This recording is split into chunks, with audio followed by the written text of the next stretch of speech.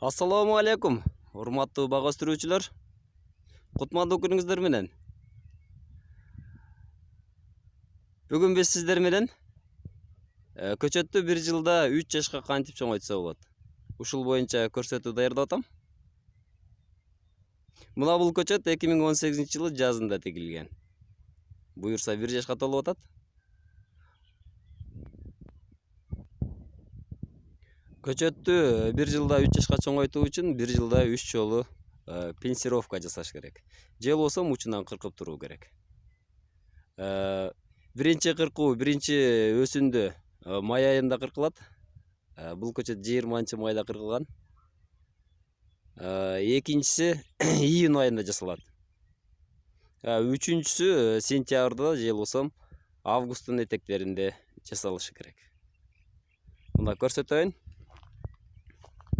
Бул көчөт 20-май күнү мынал жеринен кыркылган.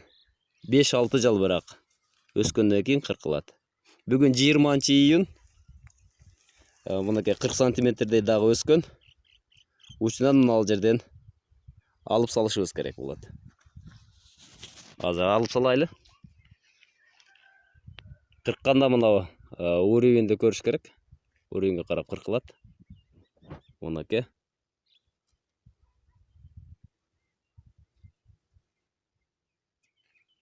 Мына кыркып салдык. Бул экинчи кыркуу уже. Бул көчөт дагы буюрса август айынын этегинде же болбосо сентябрдын башында кыркылат.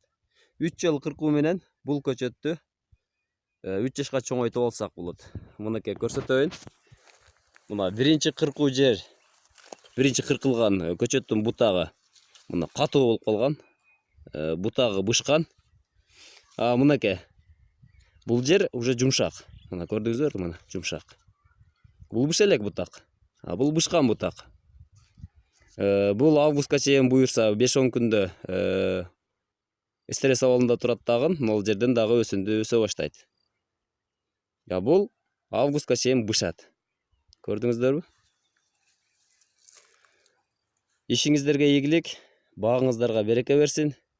Үй ичиңиздер менен тынч болуңуздар.